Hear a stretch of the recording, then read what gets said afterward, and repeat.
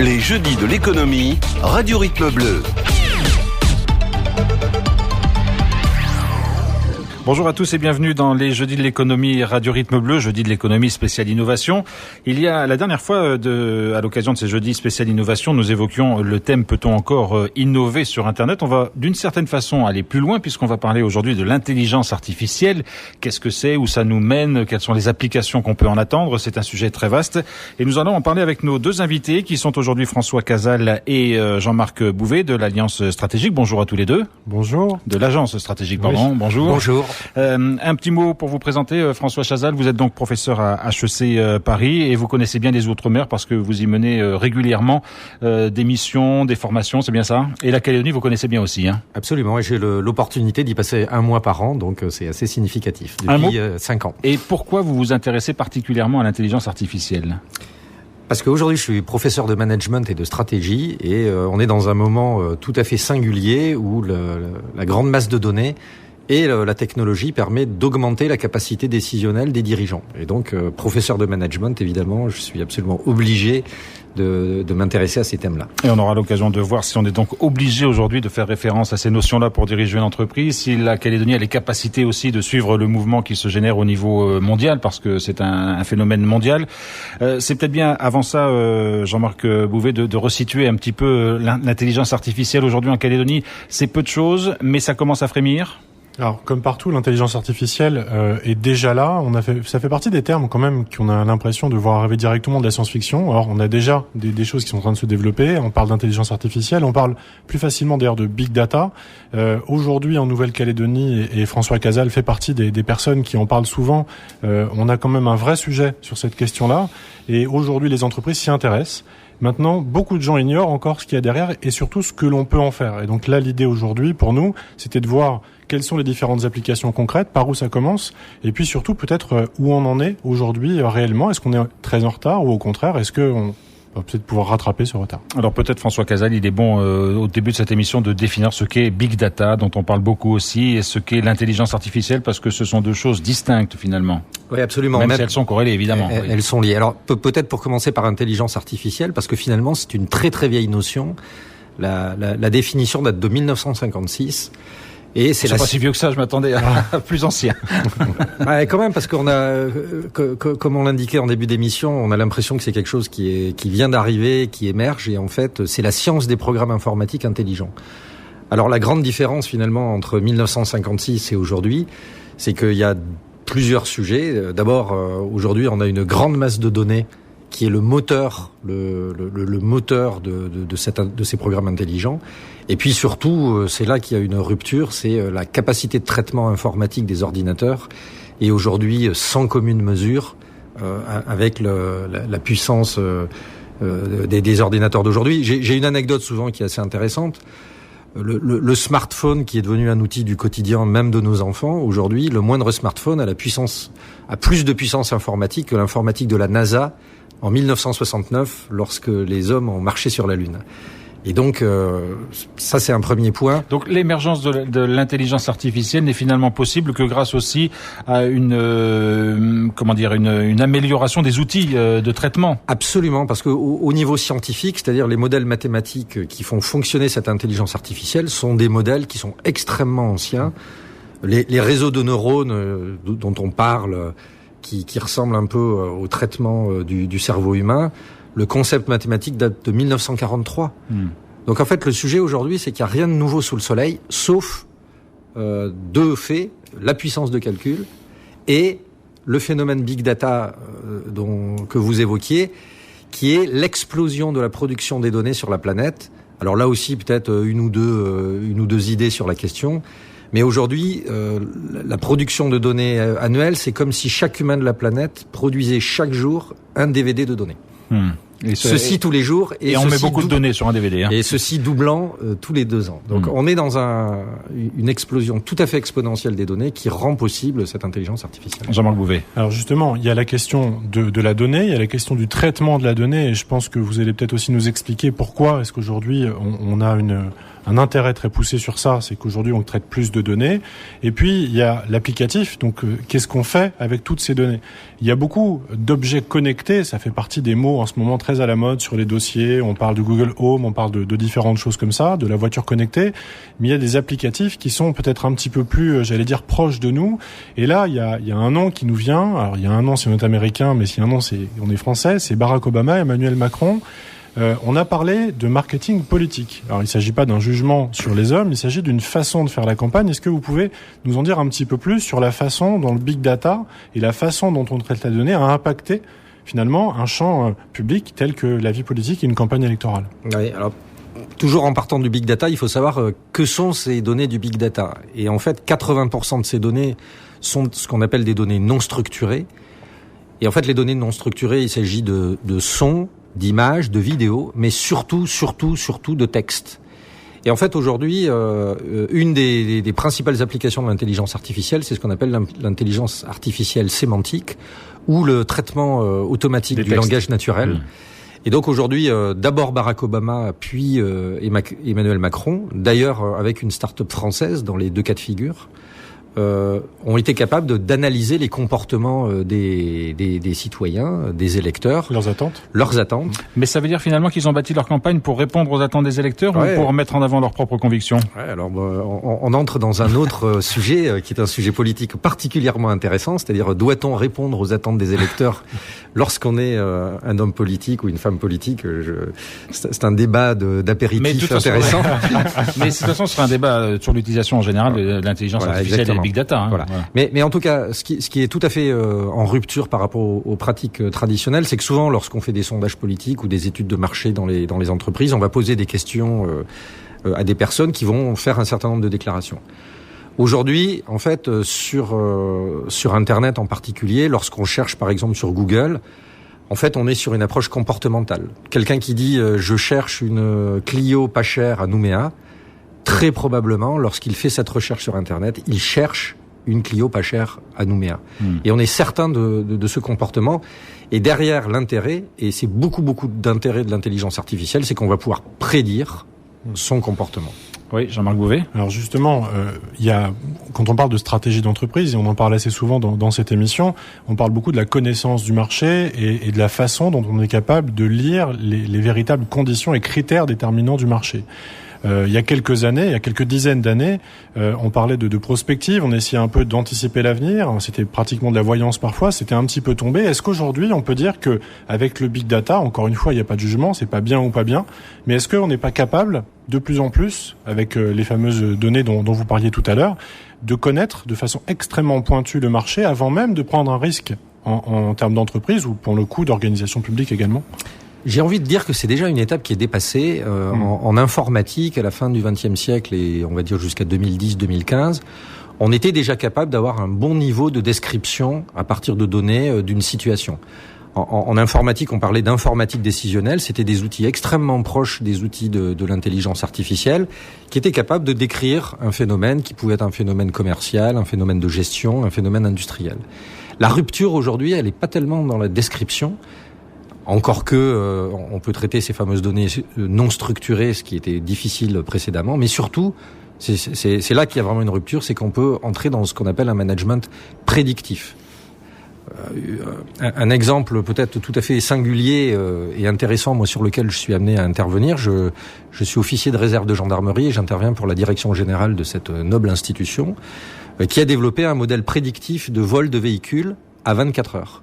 Donc aujourd'hui, vous voyez tous les enjeux d'une telle modélisation, c'est que derrière, l'orientation des patrouilles des forces de sécurité publique vont être orientées dans les zones dans lesquelles la prédiction indique qu'il va y avoir un vol, et le taux de réussite est de 80% de ce genre de prédiction. Ça fait penser à un film, je crois, avec Tom Cruise, c'est ça, Minority Report, où on était capable de se mettre dans la situation avant que les faits délictueux n'arrivent. Avec un modulo, c'est que on n'est pas capable et on ne sera jamais capable, en tout cas pas dans un horizon humain à mon sens réaliste, de prévoir le crime d'un individu en particulier. Alors, François Casal, cette application, cette utilisation du big data, cette accélération de l'utilisation par l'intelligence artificielle ou les systèmes neuronaux, etc., en Calédonie, qu'est-ce que ça représente aujourd'hui? Est-ce qu'on est entré dans ce mouvement mondial? Est-ce qu'il y a du retard? Est-ce que finalement c'est aussi, j'allais dire, une utilisation de tout ça qui est réaliste à l'échelle de la Calédonie? Tout à fait. Certains acteurs ont déjà initié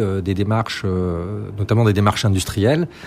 Il y a pratiquement un an, jour pour jour, je réalisais une conférence sur ce sujet avec le directeur informatique de la SLN, qui expliquait comment cette grande entreprise de Lille est capable, notamment sur des sujets de maintenance prédictive ou d'optimisation industrielle, d'utiliser des technologies les plus innovantes, big data, prédictif, sur l'amélioration de la productivité dans les sujets industriels du nickel qui sont évidemment très très importants sur le territoire. Mais là on est sur des grosses entreprises. Pour des entreprises on va dire plus PME, on sait que le tissu calédonien est essentiellement composé de petites et moyennes entreprises. Est-ce que cette intelligence artificielle est aussi déclinable au sein de PME?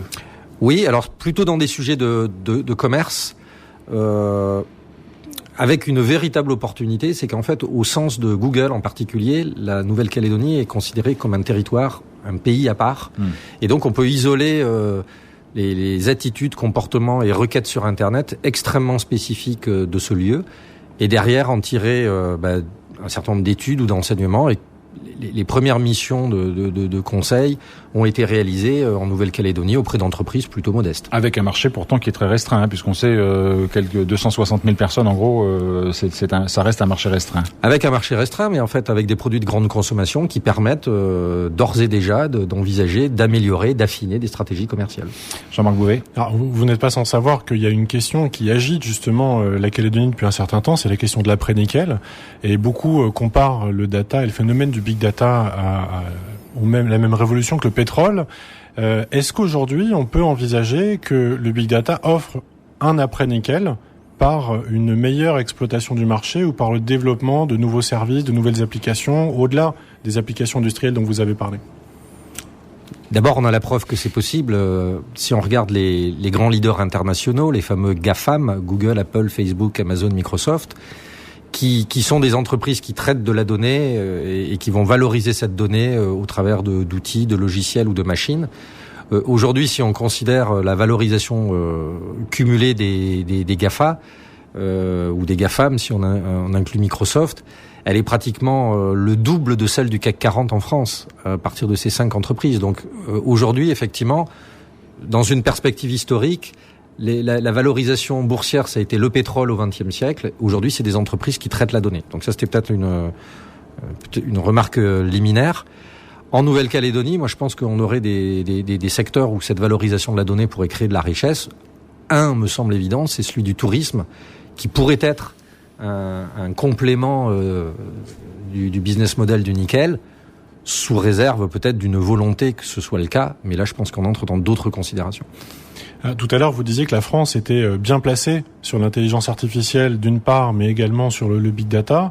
Est-ce que aujourd'hui, la Nouvelle-Calédonie pourrait utiliser ou développer un savoir-faire et rayonner dans la zone Pacifique, puisqu'on a eu le président de la République qui nous a parlé de l'axe Indo-Pacifique. Est-ce qu'aujourd'hui, ça fait partie des choses qu'on devrait sans doute sur lesquelles on devrait attirer l'attention finalement des pouvoirs publics et plus largement des acteurs économiques? Évidemment oui, avec un certain nombre de réserves.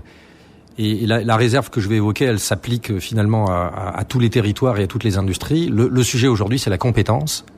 C'est-à-dire qu'il faut acquérir de nouvelles compétences. Et le sujet, je pense, en Nouvelle-Calédonie, c'est d'imaginer quelles seraient les structures universitaires ou privées qui vont permettre cette élévation de compétences pour permettre à des Calédoniens de développer un certain nombre d'applications ou de services à valeur. Et aujourd'hui, je pense que c'est peut-être la principale difficulté.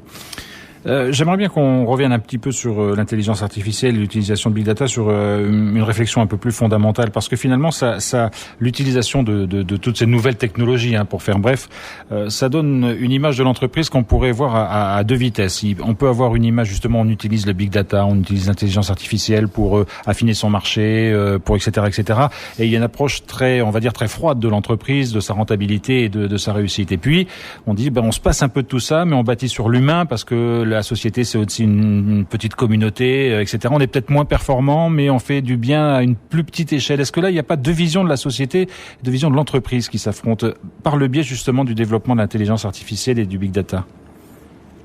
De toute façon, ces deux visions, elles se sont opposées indépendamment de la technologie. Donc je crois qu'aujourd'hui, le sujet, il n'est pas l'émergence de cette nouvelle technologie. En ce qui me concerne, et c'est une vision assez personnelle, l'intelligence artificielle, aujourd'hui, elle peut être dans une perspective où on veut valoriser l'humain, et elle est vraiment une opportunité. J'aimerais évoquer peut-être un exemple local que moi je trouve particulièrement intéressant avec une grande organisation qui est l'OPT. Aujourd'hui, dans la relation client de l'OPT, sur des choses extrêmement simples, perte de code, problèmes techniques avec son mobile, aujourd'hui on a une entité téléphonique qui existe, avec des réponses souvent basiques à des questions toujours les mêmes, et donc beaucoup de fatigue pour les collaborateurs. Un des projets de l'OPT est de développer un chatbot, donc un robot conversationnel, justement... En gros, on va parler avec une machine, quoi. Voilà, on va parler avec une machine, ce qui va permettre aux collaborateurs, finalement, peut-être, ce qui est le projet de l'OPT, de s'élever en compétences, de permettre à ses collaborateurs de monter en compétences dans la relation humaine, et de laisser les machines traiter des questions basiques, fatigantes, et eux, les machines ne sont pas fatiguées dans ce genre de cas. Jean-Marc Bouvet. Justement, vous parliez des métiers tout à l'heure, et ça, je pense que ça fait sans doute partie des grands enjeux. Il y a un métier dont on pourrait parler maintenant, c'est le fameux data scientist, le scientifique des données. C'est un profil un peu particulier, parce qu'il doit être bon sur plusieurs domaines. Est-ce qu'il en existe, d'abord, qu'est-ce que c'est? Si vous pouvez nous en parler un petit peu, parce que je sais pas si tout le monde le connaisse. Et surtout, est-ce qu'on en a en Nouvelle-Calédonie, ou pas? Est-ce que ça se développe? Il y en a assez? Comment on peut créer un peu plus, peut-être, de profils comme cela? Alors, d'abord, de quoi s'agit-il? C'est des profils hybrides, effectivement, assez compliqués à trouver, puisqu'en fait, ils allient deux compétences de haut niveau. Une compétence informatique, donc capacité de développer dans des langages de programmation relativement spécifiques, et surtout, et je pense que c'est là qu'est le ticket d'entrée intellectuelle difficile, c'est un niveau en mathématiques, puisque finalement, derrière... le sous-jacent de l'intelligence artificielle, ce sont des modèles mathématiques. Les fameux algorithmes dont on parle souvent. Un certain nombre d'algorithmes mathématiques, pas forcément très récents, mais qui demandent une expertise mathématique qui est très au-delà du baccalauréat, souvent des niveaux master. Donc il faut une double compétence de niveau master en informatique et en mathématiques. Donc c'est des profils rares, extrêmement rares en Nouvelle-Calédonie, eu égard à la taille du territoire, mais aussi très rares dans les grands pays. Aujourd'hui, on a vraiment un des sujets du développement de l'intelligence artificielle, c'est la capacité des pays, des États aussi, à former suffisamment de data scientists pour alimenter des innovations variées dans tous les domaines humains. On parle beaucoup d'entreprises, mais je pourrais parler de médecine, de régulation du transport, de domotique, toutes les applications sont multiples. Toutes les applications, tous les métiers humains sont potentiellement concernés par cette révolution. Jean-Marc Bouvet. Justement, sur la question des métiers, on a beaucoup dans le prolongement de science-fiction, la concurrence entre l'homme et la machine. Il y a quelques années, moi je m'en souviens, à l'époque j'étais encore à la fac, on parlait de la fracture numérique. Est-ce qu'aujourd'hui il n'y a pas une fracture qui va se faire? Est-ce que finalement... C'est plutôt ça ma question. On n'a pas le devoir d'évoluer parce qu'il y a des métiers qui vont disparaître, il y a de nouveaux métiers qui apparaissent, on le voit. Quel est le défi pour l'éducation et les personnes en général, pour la jeunesse finalement? Énorme défi. Une entité de l'État qui s'appelle France Stratégie, qui est une entité de prospective de l'État, a rédigé et publié il y a quelques mois un rapport intéressant à ce sujet sur la prospective sur l'impact de l'emploi de l'intelligence artificielle. Alors, plusieurs études circulent dans le monde. Une avait été citée lors de la campagne présidentielle en France qui disait la moitié des métiers vont être supprimés. Alors, comme vous le notiez, oui, certains métiers vont être supprimés, d'autres vont être créés, mais France Stratégie pense que l'impact va être de 5 à 10% de destruction de l'emploi net. Et donc effectivement, derrière, on voit qu'il y a un enjeu social capital. parce qu'aujourd'hui, ça signifie que la résorption du chômage semble impossible avec l'arrivée de ces technologies. Et derrière, il y a tout un équilibre social à réinventer, mais c'est un sujet plutôt politique. Mais ça va détruire des emplois, mais ça va aussi en créer d'autres, nécessairement. Enfin, ça va en générer d'autres. Là, il s'agit de solde net. Oui, c'est-à-dire que c'est le solde net entre les nouveaux emplois créés et les emplois traditionnels détruits. C'est-à-dire que c'est quand même, au final, beaucoup de destruction. Au final, c'est une destruction qui est quand même, semble-t-il, très significative et qui va amener à repenser aussi la société dans son ensemble. Alors il y a forcément une question qu'on ne peut pas ne pas se poser lorsqu'on aborde cette question de l'intelligence artificielle, de l'utilisation de big data. C'est la question finalement morale, parce que on se rend bien compte que tout ça a des implications sur l'évolution même de ce qu'est l'homme, la réflexion de ce qu'est l'homme. Alors, vous n'êtes pas un anthropologue, mais j'imagine que c'est des questions auxquelles vous réfléchissez. On a bien vu au moment de la dérive entre guillemets de Facebook, qui a utilisé des données personnelles pour les mettre sur d'autres réseaux, etc., que ça a créé beaucoup de gêne finalement chez un certain nombre de personnes qui n'imaginaient même pas que les données qu'ils avaient mis sur Facebook puissent servir à ça, même si on leur a répété. Toutes ces questions-là, est-ce qu'il y a une réflexion aussi derrière? Parce que finalement, c'est un visage de la société qui va être peut-être complètement transformé par l'avènement de l'intelligence artificielle. Oui, évidemment. Et la France, et certains Français sont même en pointe à cet égard. Moi, j'aimerais citer une jeune femme extrêmement brillante et assez charismatique en France qui s'appelle Aurélie Jean, qui est une professeure au MIT, chercheuse dans le domaine médical, et qui a pris une initiative extrêmement intéressante qui a beaucoup d'impact au niveau mondial, qui est la création du serment Holberton-Turing, fondé sur le principe du serment d'Hippocrate, et qui définit un certain nombre de règles morales et éthiques pour les professionnels de l'intelligence artificielle. Et je pense que c'est exactement le bon positionnement, puisqu'on est les technologies sont neutres moralement, le nucléaire, le génie génétique ou l'intelligence artificielle. Oui, en soi, la fission de l'atome, c'est pas forcément mauvais, mais l'utilisation qu'on peut en faire, on l'a vu dans certains cas, est potentiellement catastrophique. Voilà, et aujourd'hui, je pense qu'il y a deux enjeux. Il y a des enjeux moraux, éthiques, et Aurélie essaie de se positionner avec cette initiative sur ce domaine de l'éthique et de la morale. Et puis après, il y a un énorme sujet qui est un sujet juridique. Donc sur le sujet juridique, la France a été très en avance sur ces sujets, et aujourd'hui l'Europe, notamment avec un règlement qui vient de s'appliquer depuis quelques semaines, qui s'appelle le Règlement général sur la protection des données. Le fameux RGPD. Le fameux RGPD, alors qui est une grande difficulté pour les entreprises en termes de mise en application, mais qui est une avancée juridique capitale pour protéger justement les individus de l'utilisation débridée de leurs données personnelles. Pour le coup, l'Europe est plutôt en pointe d'un point de vue intellectuel et moral sur ces sujets-là. Mais en tout cas, il faut avancer de concert, entre guillemets, entre le développement du big data, de l'intelligence artificielle et l'encadrement qu'on pourrait faire de ces pratiques, évidemment. À cet égard, d'ailleurs, les deux grands blocs dominants géopolitiques qui sont les États-Unis d'Amérique et la Chine ne s'embarrassent pas d'autant de précautions que les Européens, dont on notera d'ailleurs qu'ils sont totalement absents dans le jeu mondial des entreprises géantes. On a cité les GAFA américains. Leurs alter ego chinois existent avec Baidu, Alibaba, Xiaomi, Tencent. Alter ego ou plus gros d'ailleurs. Aujourd'hui, c'est pratiquement deux blocs équivalents. L'Europe, au milieu de ces deux blocs, est assez démunie. Jean-Marc Bouvet, peut-être on peut, à propos d'intelligence artificielle, parce qu'on parle de la place de l'homme aussi là-dedans, de parler de la question du choix, parce que ce que vous nous dites, François Cadel, c'est que finalement, avec toutes ces données dont on dispose, la manière qu'on a aujourd'hui de les traiter rapidement, etc., fait que l'homme n'a quasiment plus d'intervention dans certains secteurs. Il suffit qu'il alimente tout ça et ça fonctionne tout seul. Il y a bien des moments quand même où il faut choisir, Jean-Marc Bouvet. Oui, une petite anecdote qui est assez amusante par rapport à ça. Tout le monde, j'imagine, a entendu parler de la voiture autonome, la fameuse voiture sans chauffeur qui va se balader toute seule et qui va conduire. Sauf que quand vous et moi on est au volant, on fait des choix, et ces choix sont régis par des règles, par une morale. Sauf que quand la voiture est autonome, c'est donc une machine programmée par une personne qui va avoir ce cas-là. Il y a une initiative justement qui a été lancée par le MIT, qui est le test la morale machine. Donc c'est assez simple en fait. Imaginons que on est dans une voiture sur une voie rapide, la RT1 par exemple, le long d'un petit ravin. Vous avez 2 enfants à l'arrière, un petit fond musical, et 3 enfants surgissent devant vous à 5 mètres, et vous roulez à 70 km/h. Donc là, dans le programme, option 1, vous tournez, mais dans le ravin en tombant, vous tuez 2 personnes dans le véhicule et vous blessez le 3e. Option 2, vous tournez pas, vous tuez les 3 enfants avec le ballon sur la route.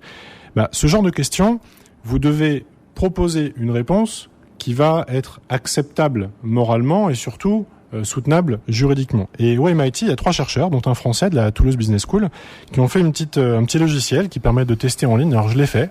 C'est assez flippant, pour être sincère avec vous. Ça s'appelle la Moral Machine. On trouve ça comme premier résultat sur Google, justement, pour ne pas les citer, par rapport à ça. Et sans surprise, la plupart des gens privilégient le plus grand nombre de vies sauvées et pour 80% d'entre eux, favorisent l'humain. 80%. Alors peut-être que c'est ce qui se passe déjà dans la vie de tous les jours, mais le fait de l'écrire et de prendre une responsabilité, en tout cas personnellement, quand j'ai fait le test de la Moral Machine, c'est assez flippant. Moi, j'écrase un peu tous les chiens, mais les choix moraux qu'il y a derrière sont c'est assez vertigineux en fait, de se dire que l'homme a un rôle, une responsabilité, et la personne qui décide ne sera jamais directement impactée. Ça concerne des millions de vies. Ceci dit, même si on n'avait pas la machine, le choix à faire au moment où l'accident arrive est pas évident. Si on a le volant en main et si on a si on a évidemment les conséquences du choix en tête. Que ça vous inspire une réflexion, François Casal? Ça reboucle un petit peu avec le sujet juridique que j'évoquais. Et sous-jacent à ça, il y a un thème aujourd'hui qu'on appelle la transparence des algorithmes. Un des thèmes aujourd'hui, c'est justement ces algorithmes décisionnels qui décident de tuer ou pas les enfants ou de jeter la voiture dans un ravin, doivent être transparents. Et un des risques, ce sont les boîtes noires, puisque aujourd'hui, ces technologies qui sont extrêmement complexes, très difficiles à comprendre pour le commun des mortels, doivent être rendus publics. Un des problèmes avec les GAFA, les Google et consorts, c'est qu'aujourd'hui, on a une opacité totale. En France, au moment où on se parle, il y a un certain nombre de projets de loi qui sont débattus à l'Assemblée nationale, avec un amendement qui a été voté hier, semble-t-il, sur la transparence, ou en tout cas certains cas de transparence d'algorithmes. Donc je pense que c'est un peu la réponse juridique aux risques moraux des machines qui prennent des décisions à la place des humains. Donc que chacun prenne plus ses responsabilités finalement. Absolument. Jean-Marc Bouet, vous voulez oui, une question à François Casal. On sait ou on sait pas d'ailleurs qu'il existe un site internet qui s'appelle data.gouv.fr, qui est un site qui est chargé de regrouper de la donnée, de regrouper de la donnée brute pour pouvoir permettre aux entreprises justement de la traiter. Est-ce qu'il est envisageable ou même souhaitable d'avoir un data.gouv.nc? Oui, alors on parle d'open data de manière plus spécifique, c'est-à-dire les données dont on parle, ce sont des données publiques, c'est-à-dire les données d'organisations publiques, gouvernementales, forces de sécurité publiques. Oui, on n'est pas dans dans l'écrétionnaire. Ça pourrait être la CAFAT, ça pourrait être l'OPT, ça pourrait être le gouvernement. Alors aujourd'hui, en France, on est un des pays leaders en matière de diffusion des données publiques. Des territoires ultramarins un peu comparables comme l'île de la Réunion viennent de créer leur portail d'open data. Et je pense que certaines initiatives ou réflexions néo-calédoniennes envisagent aussi ce genre de possibilités. Alors à quoi ça sert ? La possibilité, c'est que vous allez pouvoir enrichir des services spécifiques avec de l'information publique. Moi, je vous donne des exemples très simples, mais nous, par exemple, sur le modèle prédictif de la gendarmerie nationale, la prédictivité ou prédictibilité plutôt des vols de véhicules a été enrichie par un fichier qui était un fichier d'éclairage public, puisqu'on s'est rendu compte que finalement les vols avaient plutôt lieu dans des endroits sombres, et le modèle a été plus performant par l'ajout dans les données initiales d'informations sur l'éclairage public. Voilà le genre d'application simple. Oui. Simplement une dernière question. On parlait jusqu'à il y a encore peu de fournisseurs d'accès. Et c'était un peu vraiment une donnée. Enfin, on utilisait le fournisseur d'accès comme étant un grand patron de l'internet, si je peux m'exprimer ainsi. Aujourd'hui, il y a un terme qui se développe et pas forcément uniquement en France, c'est même plutôt en Amérique du Nord. C'est le fournisseur de données. Qu'est-ce que c'est un fournisseur de données ? Comment ça marche ? Et à quoi ça sert ? Est-ce que c'est une donnée économique ? Enfin voilà. Nous présenter un petit peu l'enjeu autour de ça. Pour moi, il est moins dans les fournisseurs de données que dans les fournisseurs de services. Alors effectivement, aujourd'hui, il y a un certain nombre de fournisseurs, on appelle ça des data providers, qui vont permettre d'enrichir des bases de données avec des informations comportementales. Une entreprise comme Catalina, par exemple, fait du traitement au niveau mondial de tickets de caisse en supermarché et va en déduire un certain nombre d'outils prédictifs. Ça se niche vraiment partout, donc. Ah, absolument partout. En revanche, moi je crois que l'enjeu il est pas tellement, il est un peu à cet endroit-là, mais il est surtout sur la fourniture de services d'intelligence artificielle. Et aujourd'hui, on a deux acteurs qui sont Amazon Web Services, qui est le leader mondial du cloud computing, et Azure, qui est la marque commerciale de Microsoft de cloud, qui aujourd'hui ne gagnent pas tellement leur vie sur le stockage des données, puisque le prix du stockage des données a complètement décliné. En revanche, qui fournissent sur l'exploitation des briques d'intelligence artificielle comme des services. Et c'est aujourd'hui là, à mon avis, que se niche l'enjeu principal, aussi pour les entreprises, les organisations, les gouvernements, c'est acquérir des briques de services préfabriqués. Alors, toujours le même problème, c'est qu'aujourd'hui, on est sur un duopole mondial, Microsoft, Amazon. Les Français, les Européens sont très très loin de ça. Alibaba fait des investissements colossaux sur le sujet. Et il est assez probable que les grands Américains et Chinois vont devenir les fournisseurs quasi exclusifs de la planète en briques applicatives d'intelligence artificielle. Et pour moi, l'enjeu, il se situe plus là que dans l'enrichissement des données. Pour terminer, François Casal, je crois que c'est Jean-Marc Bouvet qui a employé le terme de vertigineux à un moment. C'est vrai qu'on est là sur l'émergence, en tout cas pour les béotiens, on a l'impression de l'émergence de l'intelligence artificielle. Pour vous, c'est plus de l'émergence, c'est déjà quelque chose qui est actif, etc. Où est-ce que ça va s'arrêter tout ça? Vers où on évolue? Il y a deux. Là, on est un peu dans presque la métaphysique. Oui. Pour finir, on s'élève un peu. Pour une conclusion, ça paraît tout à fait bienvenu. En fait, on a deux visions qui s'opposent. Une est portée en France par une grande personnalité qui s'appelle Laurent Alexandre, qui a été patron de Doctissimo et qui est une des principales voix de l'intelligence artificielle, qui a une vision plutôt anxiogène du sujet, imaginant une intelligence artificielle qu'on appelle forte. Aujourd'hui, tout ce dont on a parlé, il s'agit d'intelligence artificielle faible, ce qui signifie qu'ils n'ont pas de conscience existentielle. Et une intelligence artificielle forte aurait une conscience existentielle avec un risque de domination des humains comme nous dominons les fourmis. Ou en tout cas, s'il n'y a pas de domination, il y aurait un retrait finalement de la part de l'homme qui laisserait la machine émerger. En tout cas, la vision de Laurent Alexandre, c'est le risque le risque de la domination des IA, nouvelle espèce supérieure de la planète Terre. À mon sens, le risque est plus limité que ça, même si c'est très très difficile. Pour moi, l'enjeu, il est plutôt de délester l'humain d'un certain nombre de tâches ennuyeuses. Et c'est déjà arrivé. Je ne sais pas si l'expérience calédonienne, elle est comme celle d'un Parisien comme moi, mais aujourd'hui, tous les Parisiens utilisent Waze. C'est de l'intelligence artificielle de très très haut niveau. Ceci nous aide à gérer les embouteillages, à savoir qu'il y a des accidents. Ceci réoriente nos trajets de manière automatique. Et je pense que plutôt, aujourd'hui, on parle d'intelligence amplifiée, c'est-à-dire que toutes ces technologies vont plutôt amplifier les capacités décisionnelles ou les actions des humains en nous déchargeant, comme ça a été le cas au XXe siècle lors de la révolution industrielle fordienne. Aujourd'hui, dans les usines, ce sont des robots qui travaillent et demain, certainement dans les services, ce sera aussi des robots qui vont travailler. Merci beaucoup François Casal pour cet éclairage et cette ouverture en fin d'émission sur tout ce qui est le big data, l'intelligence artificielle. Merci Jean-Marc Bouvet. Merci à vous. Nécessairement, on pourra en reparler dans quelques semaines, dans quelques mois, dans quelques années pour voir comment tout cela évolue. Volontiers, avec plaisir. Merci et c'est Jeudi de l'économie. Radio Rythme Bleu, spécial innovation sont évidemment, comme chaque semaine, disponibles bientôt sur notre site internet rrb.nc.